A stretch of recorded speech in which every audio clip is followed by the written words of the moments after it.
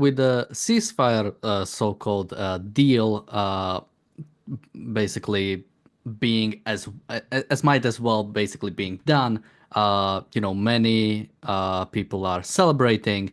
Some people like us yesterday and the last few days were at the very least saddened and in many parts angry about this deal. Today we'll talk about some of the reactions coming from basically from all parts. We also have the right and the left sort of trying to race each other about who actually did the deal. Was it Trump who did it in the few days that Biden couldn't in a year, or was it a long setup by Biden for over a year? They are both trying to claim a credit for what I see as a huge betrayal towards Israel. No matter who was, let's say, the actual person who pushed it through, I think both sides pretty much did play a decent role or a significant role when it comes to this deal. And of course, you also have Hamas celebrating, you have Palestinians celebrating, you have also many Israelis celebrating. So we'll talk about all of those on today's episode of the reality show. Joining me today is Michael Kaufman, Marco, and Richard.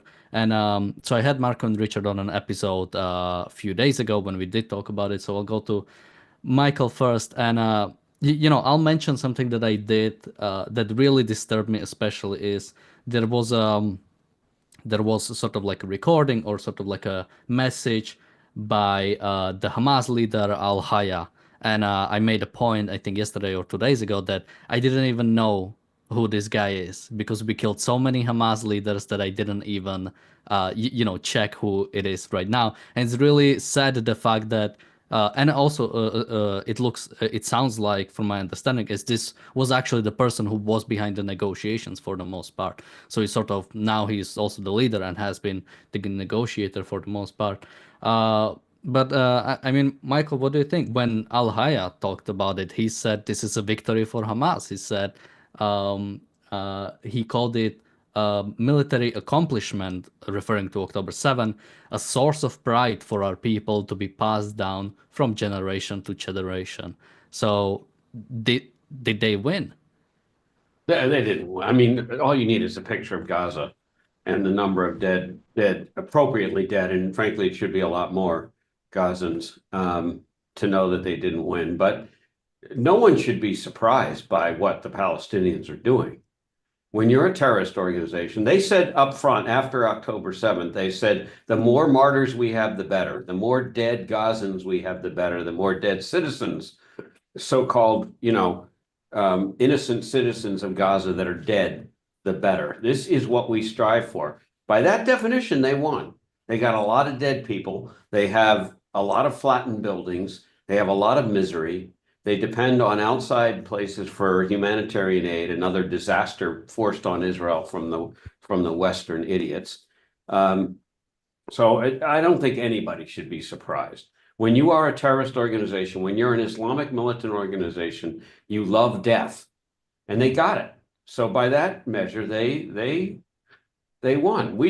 It's what's tragic is that this was forced on Israel, because for the life of me, I cannot figure out with my brain why anybody would do this deal. I understand the hearts, and I understand, and I've been in, I spent half my time in Israel. I know the hostage families. I've been by their, they're protesting every day, all day, and they're absolutely despondent. They are tragically destroyed for life, these families, never mind the actual hostages. But this is done from the heart, and we all know that deals that are done from the heart will only end up with more misery downstream. Yeah, so I think the really sad part about this is that I think Hamas did basically win this war, because again, what you have to look at the sort of the goals of each side, or basically what actually needs to happen.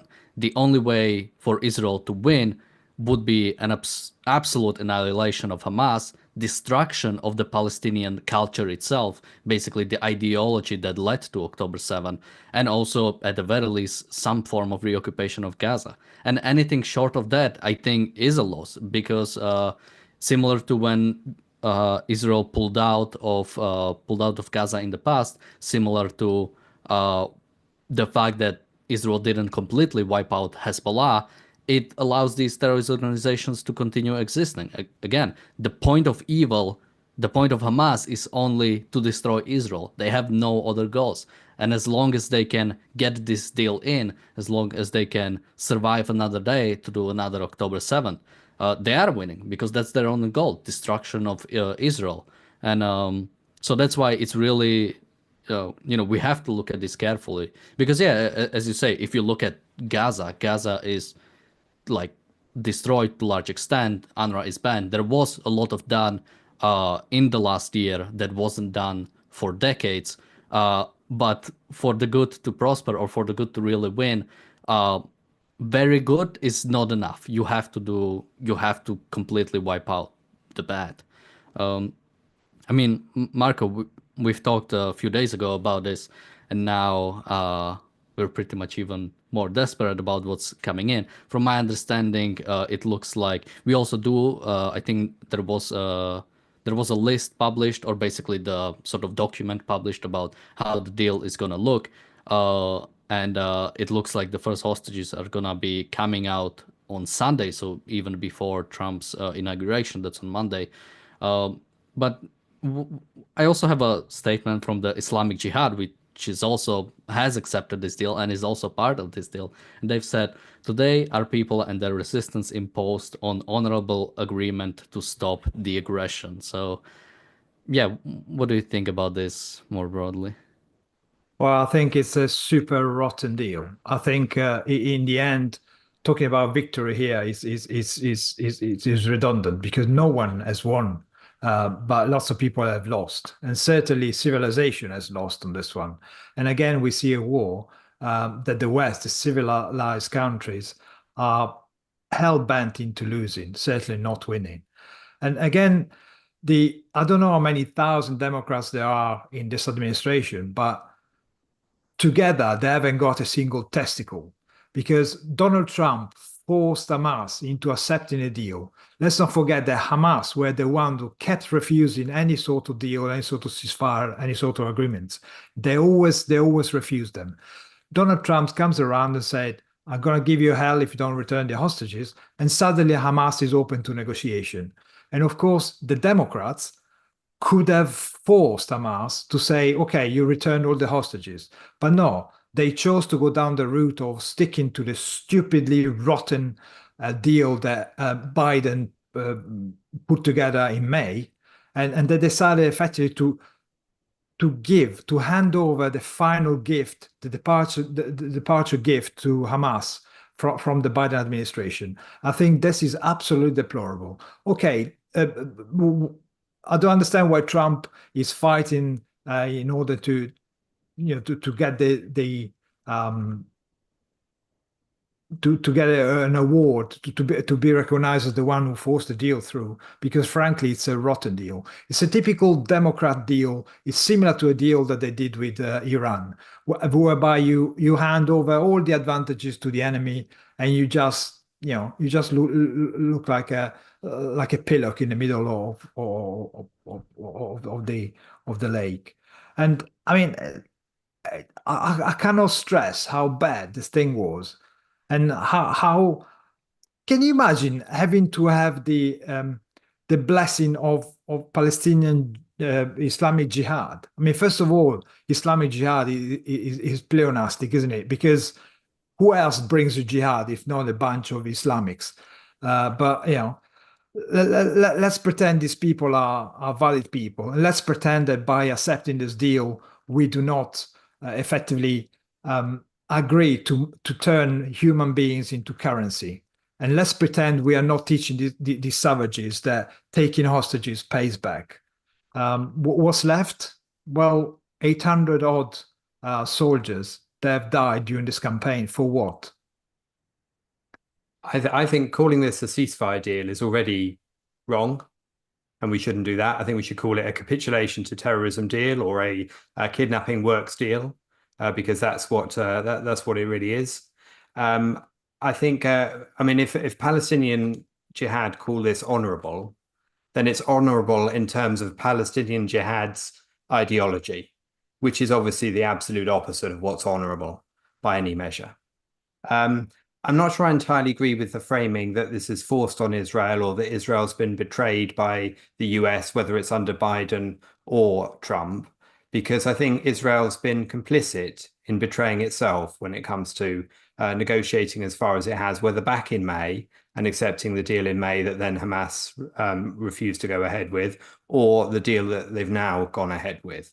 I don't think we can remove Israel's volition from this and the fact that they have agreed to this, and that I think is terribly troubling, not hugely surprising. And of course, you've got to take that criticism of Israel in terms of the whole, praise for Israel in terms of what they have done for, knocking back Hezbollah, for defending against rocket attacks by going after so many big players within Hamas, Hezbollah, and of course the incredible work of special forces in Iran and other places to degrade their capabilities. So all of that is good, but that doesn't make this good as well, and it doesn't make this a forgettable error either. And of course, won't be a forgettable error because it will return. It will return to happen again, and the lesson is not learned if it's there to be repeated. So the anti-human, the anti-life has achieved a form of victory over this aspect of it for now, and that is something that grates with me and leaves me disgusted. Yeah, if I can just jump, because I think it's a great point. I think Israel is complicit in it, but I do believe that there was in May a lot more pressure on Netanyahu from the U.S. I think the U.S. and especially the U.S. Jews are completely naive, if not downright hypocritical, when they believe that Biden and Harris and Blinken had any interest in truly supporting Israel. And I think that there were threats about arms and munitions and weapons that were behind the scenes largely, and some that came to light that were incredibly tough. I mean, thankfully, Hamas didn't accept the deal in May. It's tragic that they accepted now, but they have been degraded more now. And the loss of life, you're right, in Israel is horrendous. But I think everyone, if the truth comes out about the Biden-Harris administration, it will be found to have been extremely anti-Israel, at least behind the scenes. It was ambivalent in front, in public, and I think it will be seen to be really, really bad for Israel behind the scenes. Yeah, and what's really scandalous that just 2 days ago, Blinken made a speech where he actually effectively said that he knows that the whole Muslim world doesn't believe in the horrific events of October 7th. And he knows that Hamas has already replaced all the militants that have been killed during this war. So they know perfectly well this is a rotten deal. They know perfectly well they're setting up Israel for another October the 7th. They know perfectly well that Hezbollah was, a breath close to do something like October 7, only 10 times worse. And they still decide to push this thing through. They still decide to let them get away with the stupidly easy terms that were virtually designed just to humiliate Israel and Netanyahu back in May. And they decide to go ahead with it. That's despicable. And whether the Palestinians do not believe the events of October the 2nd, October the 7th happened in the way they did, or whether they believe what Al-Haya is saying and the quotes that you were giving there, Daniel, whether they believe that the major achievement that should be, taught to future generations of Palestinians with pride, which is another quote from Al-Haya. You made that point twice about how proud they are and how much they're going to teach all their kids about it. Well, if they don't know and believe in October the 7th at this point, according to, as Blinken says, they soon will, and it'll be framed in that UNRWA-style way, which presents killing Jews as a good thing to do and encourages more to do it in the future. Yeah, I mean, when it comes to, and we'll go in a bit to what the Palestinians are saying. I'll just mention one more quote from the Hamas leader. He also have said that Hamas will remain vigilant to ensure the full implementation of this agreement. And again, it's this sort of similar to Islamic Jihad calling this an honorable deal. The fact that terrorists would call for upholding of a deal, or would call for any sort of again, when it comes to me and James yesterday, we have talked about compromise and how Ayn Rand looks at compromise. But when it comes to sort of any trade, it is supposed to be to a mutual benefit. But when it comes to any negotiations with Hamas, well, first, Israel can never have an upper hand because Israel values life and Hamas doesn't. As soon as you have any values, then yeah, your trade is how much the fact that Israel values dead bodies of hostages more than Hamas values like alive terrorists. And that's why even for dead bodies, Hamas is getting, I don't know what the ratio right now, it's anything from like 1-3 to 1-30 when it comes to, it's even terrorists, like people who are in Israeli jails for lifetime sentences and like over lifetime sentences, and they are still getting them back. They are so, and that they are getting it back because whenever Israel negotiates, it will never have an upper hand. The only time it can get an upper hand is by destroying Hamas, because that's the only way to sort of bring Hamas to the level that they deserve, to the level where any sort of negotiation is, in a sense, equal. So that's what's really, terrible. But now going into what Palestinians have been saying, and we've seen them cheering on, we've seen them being on the streets, we've seen them talking about it, we've seen Hamas actually joining them in celebrations, we've seen Palestinian Islamic Jihad joining them in celebrations. We've heard chants such as "We are the men of Mohammed Daif," salute to the Al-Qassam brigades. Al-Qassam brigades are the military wing of Hamas. Again, they are celebrating Hamas. They are, we did one show on the polls coming out of the so-called Palestinian territories, and they are largely supporting of October 7. Even people who saw the footage of what happened on October 7 are still majorly supporting of October 7. They like Hamas. Hamas has become more popular because of October 7. So Palestinians are fully behind this. Palestinians fully understood what this war was about, and we're not standing up to Hamas, despite the accusations of genocide, despite the accusations of brink of starvation in Gaza. They never once stood up to Hamas. They never once talked badly about Hamas. They have been behind Hamas this whole time, and now are going on the streets celebrating the fact that Hamas is going to rule over them. Again, this deal allows Hamas to continue existing, yet Palestinians are celebrating. It's almost as if they like Hamas to be in charge. They like Hamas to be in control. Imagine if imagine if we got rid of Assad in Syria, and people were like disappointed. People were like sad about it. No, people were cheering. Assad was a dictator.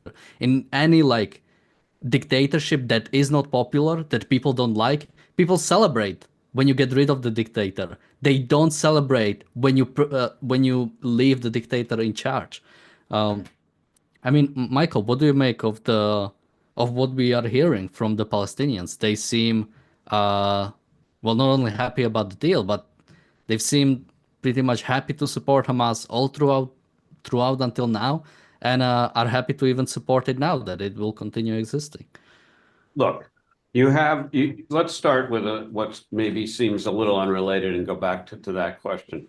You have American college students and all these ridiculous organizations in the West, in Canada, in the UK, in America, that are thrilled about this and saying this is just the beginning of the liberation of Palestine. And the reason you have that is because their teachers, their professors who profess, have taught them that the meek shall inherit the earth, and that the downtrodden and the poor people that are victims deserve everything. And that's only with a little bit of brainwashing in Western societies. So if people are confused about why a group of folks from Gaza who have been brainwashed from the time, and you see the pictures, from the time that they're born, into you need to kill Israelis, you need to kill Jews, you need to convert the world into Sharia law and so on. Why anybody should be surprised that they are behaving this way is beyond me. This is part of the leftist bullshit that that we're all just kind of freedom-loving people. We're all kind of just the same. This, by the way, in my mind, was started by Obama. And they really are just misunderstood. They're not. These people have been indoctrinated to be terrorists from the day they are born, whether they're actual little kids holding guns or just aiding and abetting Hamas with support or at least no resistance. It doesn't matter. We are not going to fix this by being weak, as you said, but there should be no surprise at all with this behavior, particularly when you see the kinds of horrendous behavior by kids and young people in the Western countries who purport to support this kind of victim baloney that has been so effective at brainwashing in the West. Yeah, I mean, Marco, what do you think about the Palestinians and how they look at this? Again, I think the point stands. The people who were talking about how Hamas doesn't represent the Palestinians. Why would any Palestinian again celebrate, go on the streets? I mean, maybe you could make the case, well, the war is over or there will be no more war. But is rule under Hamas preferable to any sort of any person who wants prosperity, any person who wants a better life? Well, you just need. I mean, you don't have to believe our words. You just need to look at the images of the people celebrating in Gaza. At one point, there is a particular video where you see a truck with Hamas fighters in full gear. So there's no equivocation there with guns that turn up in the middle of the crowd, and everybody around is cheering. I mean, on this channel, we've been saying that Palestinians are Hamas. But now we can say Palestinians are terrorists. I mean, that's exactly what they are. During this phase when they celebrate the victory, they're actually showing the true face. If you still believe these people are actually innocent bystanders that happen to be victims of events, well, think again. Just open your eyes and look what they're doing. Imagine on VE Day a truck with some Nazis celebrating the end of the world. What would have happened to them? The population would have turned against them and flattened them. They would have never accepted the people who caused their suffering to celebrate the end of the world. They would have been apprehended and probably killed in a savage way. But these people, okay, you cannot condemn the whole group based on a generic behavior. But here, being genocidal, being savages, being murderers is the main characteristic of the group. So you're not far off by saying that they're all animal and savages and terrorists. And of course, there are some innocent people among them, but they're very few, very rare.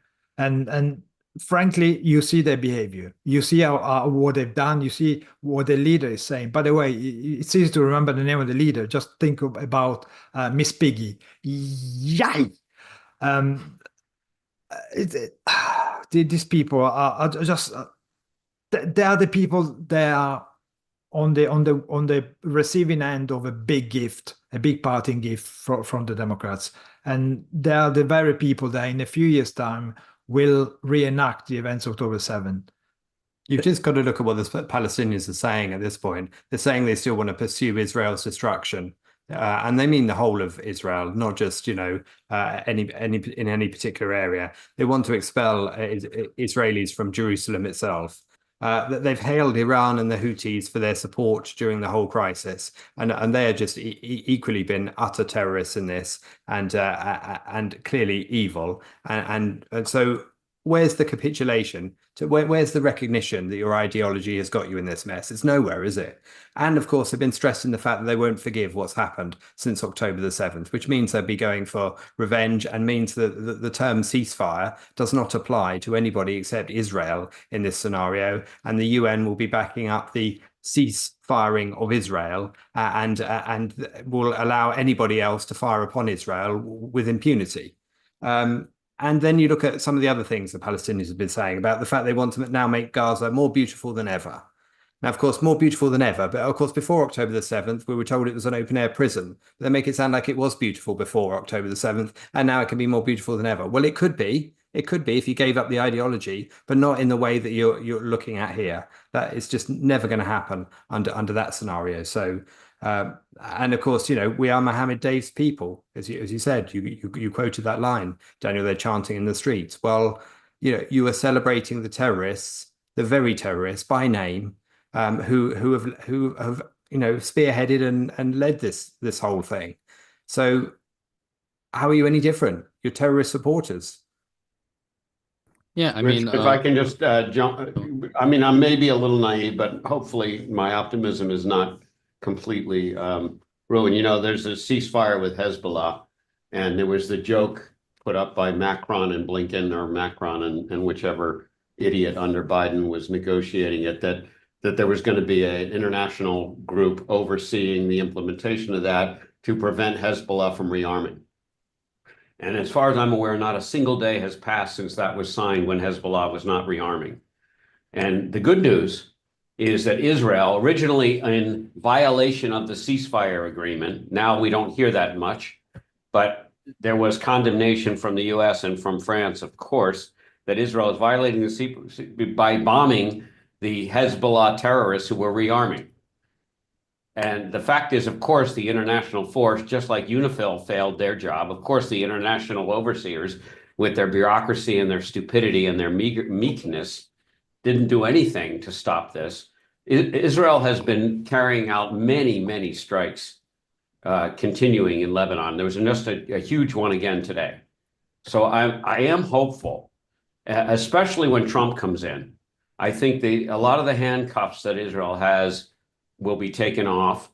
I think we'll get a few hostages back. By the way, there are not 33 hostages coming at once, as far as I'm aware. It's going to be piecemeal. It's really a tragedy. It is disgraceful.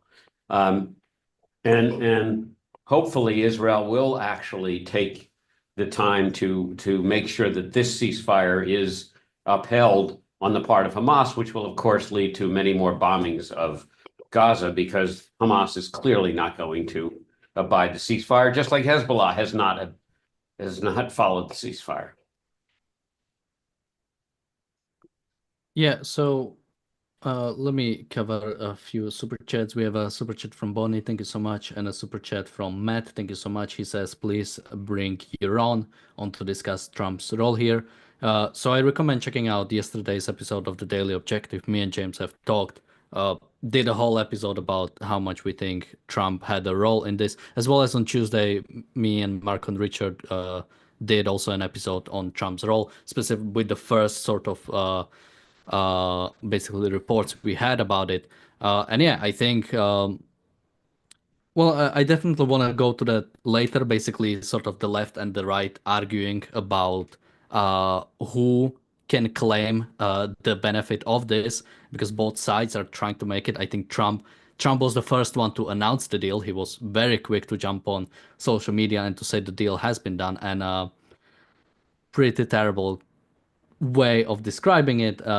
But I want to go also, as Richard pointed out earlier, to sort of Israeli culpability when it comes to this. So I keep seeing like different things reported about how, if this deal has been approved or not, because some of the cabinet members had certain issues with it. Ben Gvir, pretty much from the start, has said he would not support it in any way. Now it looks like Smotrich is sort of conditioning his support, basically saying, I will support the deal, but you have to promise that we'll go after Hamas after this deal goes through. Now, just a reminder, even in the first phase, I think that one would take 42 days. So even if let's say, after the deal is done, we'll go after Hamas, that's months of a ceasefire, and you cannot even imagine the pressure that's going to be on Israel to basically continue the ceasefire, to not return to the war. And so Israel will need a lot to withstand the pressure. And now, from our understanding right now, and especially from it sounding like Trump, or specifically Trump's envoy to Middle East, has been pressuring Netanyahu into this deal. And so it's sort of, yeah, it's problematic, right? Because on one hand, if Israel is pressured, then it has sort of less moral culpability. But Israel is a sovereign state. Israel is a state that, it cannot, once Israel gets wiped out because it doesn't want to deal with terrorists, once Israel is gone, which we hope doesn't happen, but, once that happens, you cannot go and say, well, the Americans forced us to, make a deal or to not fight against terrorists. It's your own, you are your own country. You have to fight for yourself. And so go to you, Michael. What do you think about the general? I'm not sure if you're in Israel right now, but what do you think about the sort of how Israelis view this? From what I've read, it sounds like sort of understandably the hostage families are celebrating, but actually I've read that some of the hostage families are actually protesting this deal actively with some of the more right-wing people, basically saying, this is a deal with the devil and we'll pay for it. And, it's incredibly brave for them because, they either they had someone who, was kidnapped and died, or might still be in Gaza, yet, having the sort of understanding, having the clarity to say that, any I think Alejandro yesterday said it, I think really nicely, that for every hostage, the price is gonna be in heavy blood, and it's gonna be paid on credit by the future generations who are gonna suffer from the continued existence of Hamas. But I mean, Michael, how do you view generally the Israeli both support for this deal, and why don't they see that this is a problem? Yeah, I'm I'm not there right now. I'm back in a couple of weeks. I left about 4 days ago for business meetings in the States. There is definitely a bipolar view of this deal in Israel. I think, as usual, the leftward leaning or the centrist Tel Avivians are all in favor of it because we have to heal and we have to. It's the heart. They all feel it from the heart, and the hostage families are suffering, and the hostages are suffering, even though half of them are dead, and so on. And we have to start healing in Israel, and we want the war to stop, and all this other stuff, which is unfortunately no way. It's not a future-looking, it's not a forward-looking view, but I think it is the general view in the centrist. Kind of, I wouldn't call them left wing because, frankly, Israel's left wing is much more centrist compared to the rest of the world. But it's center left folks. I think there are half, in my opinion, there are half of the hostage families. I think mostly those people that have either received the bodies of their dead relatives or are aware that their relatives are dead and being held hostage, that are livid about this deal. They are extremely angry. And they understand also that release of all these terrorists, again, will just come back to bite Israel, just as it did, because the man who planned October 7th and led Hamas is one of those people. And the fact that we're repeating yet again, we being Israel, yet again repeating the same mistakes over again. Why we put people in Israel for life in prison, beyond me. Costs them a lot of money. They're terrorists. Kill them. And we won't have them to bargain with. That's good. We'll have other things to bargain with called bombs. But anyway, I think that the right wing and those people that have lost hostages and relatives are quite angry about this. I'm a bit surprised that Smotrich is weakening his stance a bit. I have a sense from behind all of this in Israel that at least the government, particularly on the right wing of the government, I think they don't believe this is going to hold. that we might get a few hostages back. We might get through part one of this thing, but there'll be enough violations of this agreement that the war will restart, and hopefully Israel will be less handcuffed under Trump, despite Trump's somewhat ambivalence. But I don't understand why Trump was nuts to get this done, and I don't know why Trump would let American hostages stay in Gaza. So I don't think it's clear yet what Trump's real position is and how much pressure he'll put on Israel. Yeah, we might. As I said, the first hostages are supposed to go out on Sunday, so that's even before Trump officially comes into office. Then it will continue, as I've said, for 42 days, and a lot of stuff can happen if I think we'll have more confirmation specifically for Trump and how Trump is going to act in the following days. Basically, if the deal, let's say starts falling apart, will Trump try to push Israel towards basically even lessening a sort of, take whatever deal you can get? Or will we see him basically back off and saying, no, Hamas has broke this off, go fully in, or we are going in, or something on top of that, which I guess we'll see in the upcoming weeks. But I mean, so Marco, what do you think about, or let me go, Richard, to you first, since you sort of brought it up, the topic of Israel culpability.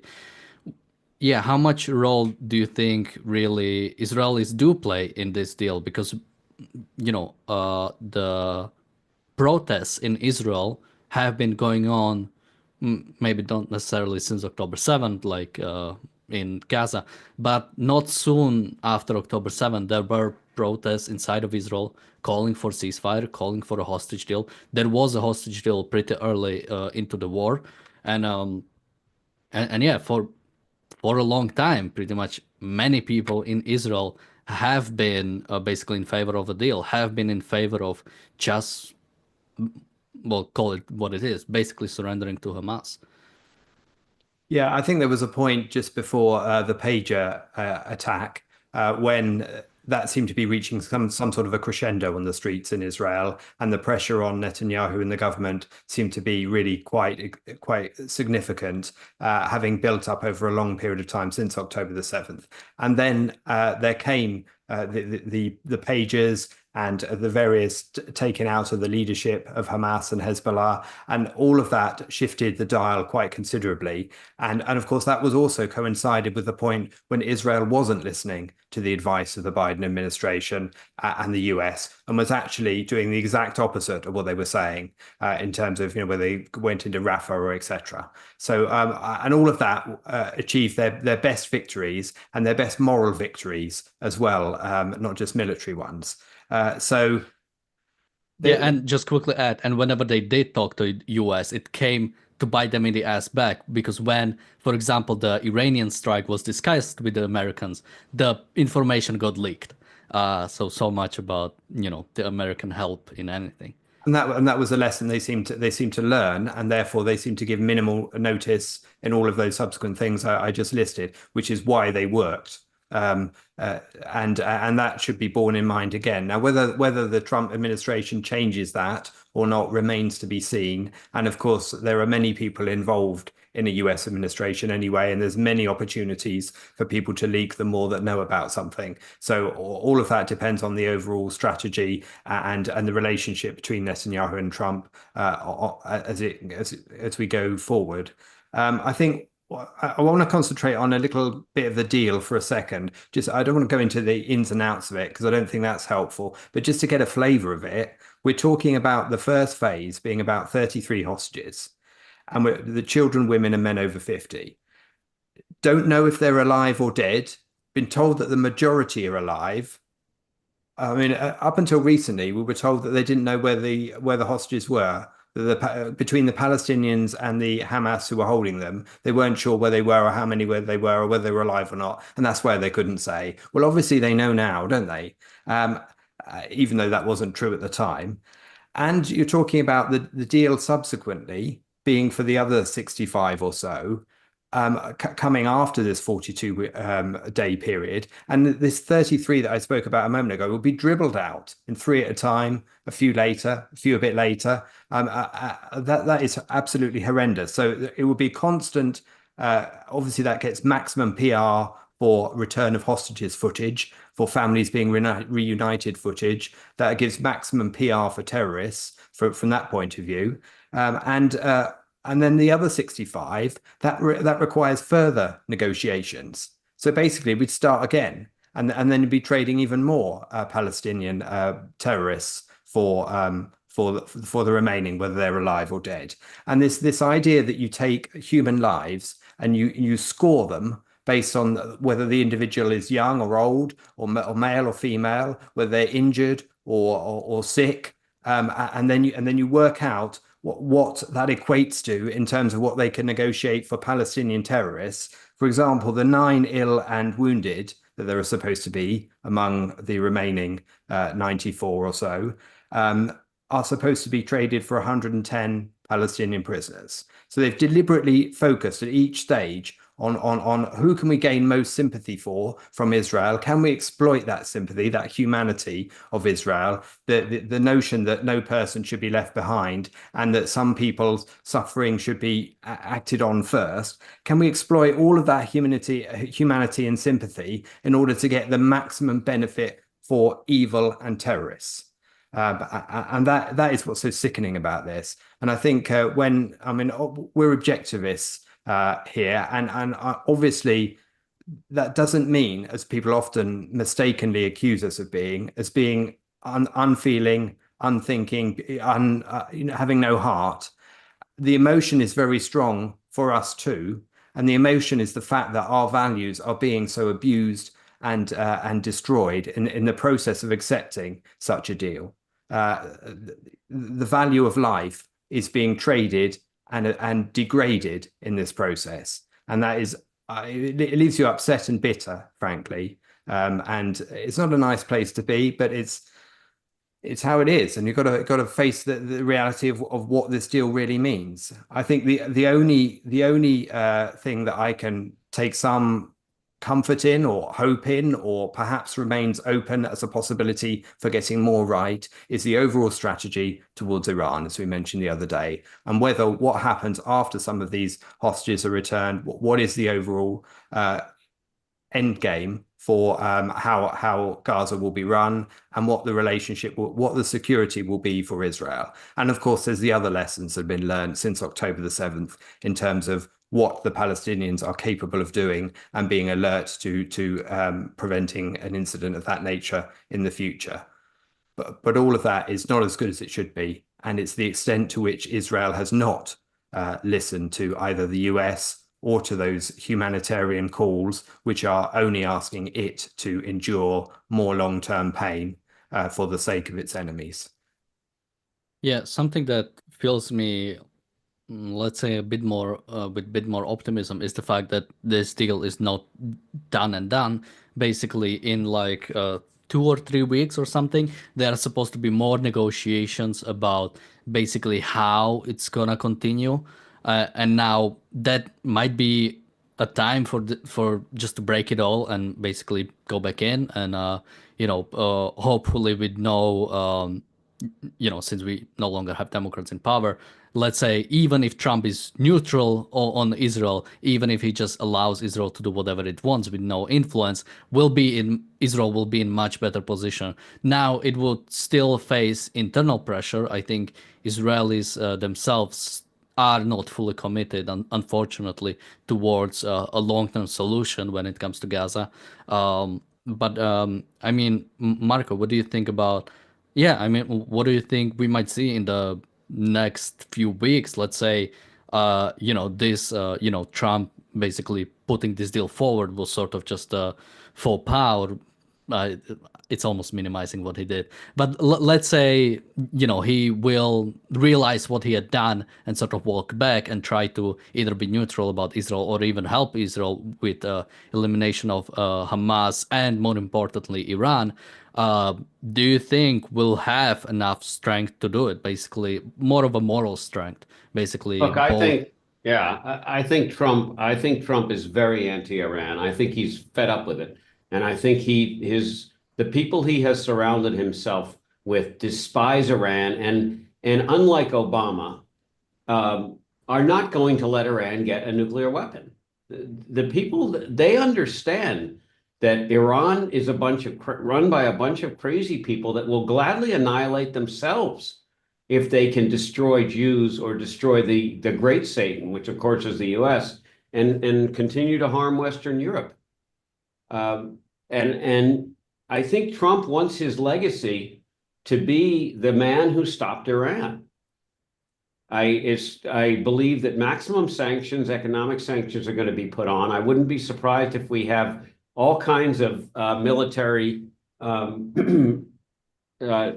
ships and so on, making sure that the Iranian oil is not actually transportable and sold for all the money that it's currently being doing. Basically, bringing back the maximal pressure that he had, which of course Joe Biden and his geniuses reversed. And I think there will be incredible pressure economically, and I think that'll be backed up with some military threats. And unlike Biden, we won't just be parading our military assets around the Mediterranean and so forth. We'll actually use them. So this deal from Trump strikes me as odd on the little scale, because it certainly doesn't really help Israel and really didn't do what it needed to do vis-a-vis Hamas. But I do think you're right that there is a bigger plan here with Iran. And I think we got to decapitate Iran. We've got to get the Khomeini and his crazies out of there and let that country come back to the real world. We have a super chat from Jonathan. Thank you so much. He says this is a stunning defeat and Donald Trump strong-armed it. Yeah, I think that's what it is right now. When it comes to specifically Iran, my biggest problem is that with Trump is that he didn't do it in the past. American soldiers were attacked during his administration after the killing of Soleimani, and he didn't really do anything. Now, if there was more pressure on Iran, which I think military pressure will be needed, military aggression towards Iran will be needed. But if there is just, let's say, economic pressure and people of Iran rise up against their leadership, which would be even better when the people themselves rise up against their own government, you're definitely in a much better situation than when you have to basically take it out. But with this deal, that's what I was thinking of when Trump won. Basically, I wasn't a big fan, but once he won, I hoped I was wrong and I was hoping for the best. But I cannot fit this deal any way into it, because again, taking out Iran and taking out Hamas are one and the same. They are not like separate from each other. But Marco, what do you think we might see in the upcoming weeks? Well, first of all, this is not Trump's deal.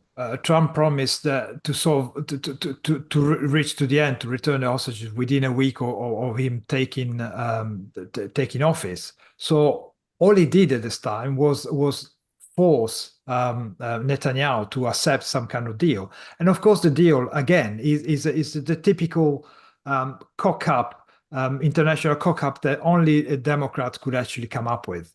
I mean, we've seen in Afghanistan with the withdrawal what kind of mess they did, and at the time we thought, well, perhaps it was just a tragic event, a tragic mistake. But then turned out that actually the kind of stuff on the Democrats or for the Biden administration was actually a feature, not a bug. But we have this rotten deal. Hopefully, as you guys were saying, Netanyahu didn't just accept to go ahead for free. Hopefully he talked to Trump and he said, there has to be something else here around Iran, because we need to solve this for now. I hope Netanyahu didn't just get away with being forced into accepting a deal. I hope he managed to put some terms. Okay, I'll do this, but you will have to back me up against Iran, because otherwise it's a total miscalculation on his side. And we know he's quite a cunning politician because, of course, we all know, you guys have said it, that Hamas will not stick to it, will not stick to the details of the ceasefire. And at some point, Netanyahu will be forced to bomb him or do some intervention. And at the point, Hamas will say, okay, we do not return the hostages that we agreed. And Netanyahu will receive all sorts of pressure from within Israel itself. People will say, well, you could have released more hostages according to the deal if you didn't intervene. So there's going to be all this kind of situation when Netanyahu has to go cap in hand to Hamas, to the terrorists, in order to get some civilians, some innocent civilian back, returned to Israel, which is a ridiculous situation. So I hope that's not all that Netanyahu has agreed to do. Hopefully, I mean, I really don't know what the end game here is, because again, we don't know what Trump is going to do. We don't really know how this thing will unfold. But certainly, the return of innocent hostages in return of 1,000 terrorists, convicted terrorists from the Israeli prisons is just a laughable proposition. And frankly, if I were Israel, I would suddenly commute the sentence from life to death and return lots of body bags to Hamas. I think when it comes to the Iran stuff, you do need to go after Iran, and you need to go after Iran for two reasons. You need to cut off the money, and you need to cut off the moral support. And both of those things are essential for undermining all of the proxies, and of course all of whether official proxies or not, all of those inspired by the ideology that Iran is the exponent of. And then supposing this goes ahead in the form that it's laid out at the moment, and I suppose we do see dribbled out over the next 42 days, alive or dead, these first 33. Now, the nature of who's alive and who's dead is going to be relevant, including, of course, the Bebas babies, for example, and of course the psychological mind games that take place in the course of that for the families of those hostages. Who don't know if the person being returned to them is going to be alive or in a coffin, is going to be horrendous. All of that, to my mind, should emphasize to people where the evil lies, the fact that these people were taken in the first place, and the fact that their lives have been traded like cattle in this way, and that even the barest facts as to whether they are alive or dead is withheld until and used as a propaganda tool, even at the point of a release. All of that should serve to remind people of where the evil lies. And at the end of all that, you're only partway through the exercise. You've still got another 65 to go. So I just don't see the Palestinians and Hamas releasing all the hostages across this. I think it's almost guaranteed to fall apart at some point. Who knows at what point? And I think it's the actions that are taken then that will be crucial. And of course, when Trump is actually in office himself, without the cover of pretending that whatever he does is Democrats' fault, when it is either good or bad and related to his own actions, and we will judge it good or bad as such, depending on those actions, then we'll be in a better position to make an assessment and, of course, to comment on it. But it's hard to know where to fit your hope, your ambition, your sense of what's moral and where values lie, with the fact that that none of these players on the international stage, whether Netanyahu, whether Trump or Biden, are the kind of people you would want to be in charge, representing the kind of ideology that you support in the first place wholly. And so you can't ask for the moon. You can just hope that it's going to be at the better end of your expectations at this point. And that's where I sit at the moment. I somewhat disagree that I think it should be really judged especially almost because of the bad choices we have. We sort of have to base it on the options of what they are actually doing. We had a choice in November, or I couldn't vote, but people had a choice in November and they chose, and now we sort of have to live with the consequences and have to judge on those consequences. I don't think we can, now constantly go, but Harris would have been worse. Trump is in office and he bears the whole responsibility. Which one thing that I Trump was is not thinking, in office. Yeah, Yeah, that's the yeah. problem. From month, okay, he's almost in office. You know what I meant. and that almost is important, I think. And when that almost is not, Okay, I meant like when he is actually in office, then we'll judge it. I think we still judge him based on what he is. The fact is that he did force Netanyahu to accepting a deal. There's pretty much no way to going around that. And something I was thinking about is something that indeed was sort of unique in Trump administration is that there was much less conflict that he sort of could have had sort of direct involvement in when it comes to, technically there was the Great March of Return in Israel, but that wasn't as big of a deal as October 7. But basically, he almost never was in a position when he had allies, like his direct allies, being in a conflict. Now when he comes into office, he has Ukraine to deal with and he has Israel to deal with if this deal doesn't go through. And even in that, I don't have high hopes because when it came to Syria specifically, he straight up abandoned the Kurds. So the one example I have, he didn't, act the most honorably, at the very least. That's true, but you have to bear in mind that when he was in office, he didn't have a war in Ukraine. Didn't October 7 hadn't happened, so the world was slightly different. And frankly, Putin would never have attacked Ukraine if he had been in office in 21, 22, whatever that happened. So Yeah, but it's sort of the same thing. Now we are, and the solution is not to abandon our allies, as he just did with Israel and as he did in the past Yeah, with the I Kurds. don't. So Yeah, I'm not. I don't think he abandoned the allies. Let's see what he does with regard to Iran. Um, and I also look. Maybe again, maybe I'm just being naive, but Trump has surrounded himself with a very different group of people this time. And I honestly believe that because this is his final term, he wants to leave a legacy. I mean, you don't set up a government organization to oversee the efficiency of government and try to reduce costs in government if you want to be a long-term politician. You don't do that. He's in bed with people like Musk and Ramaswamy. He's got some kooky people, but most of the people he has are really good, and they are very hawkish. They are very much anti-Iran, pro-Israel. He's got Mike Huckabee, who is a big fan of Israel. I think we need to let's see what happens. This is not about Donald Trump on a reality show, which is honestly what he was doing his first time. I think Donald Trump wants to make America great again, and I think he wants, unlike Barack Obama, who wanted to lead from behind, which only an idiot could understand that because you don't lead from behind. That's the antithesis of leadership. But Donald Trump wants to lead from the front, and he wants to restore Western values. I mean, make America great again is to make it back to what it was founded on, and that includes destroying Iran. And I think he understands that. And we don't have to put American boots on the ground. We can press buttons from amazing fighter jets.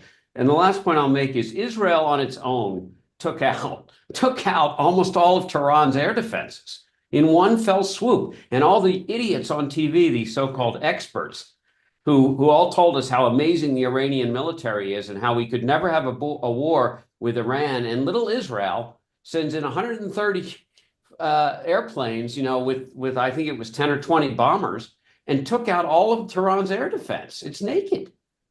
So that's the kind of guts, even if it's to just let Netanyahu do what he needs to do.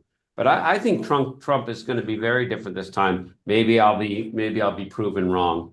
But the talk here is much more substantive now in America than it used to be. yeah, well, that's my sort of like the biggest issue. Like he can say whatever he wants, but he's not even in office, and he's like pressuring Israel into a deal. That's what really like. I have a really negative view of the Trump, and I didn't expect this. Like something as bad as that. That's what More sort of. importantly, pressured Hamas into accepting the deal in the first place. But that's a problem. We don't want a deal, and sort of efficacy in the, Yeah, in the when it but comes to evil is not a good thing.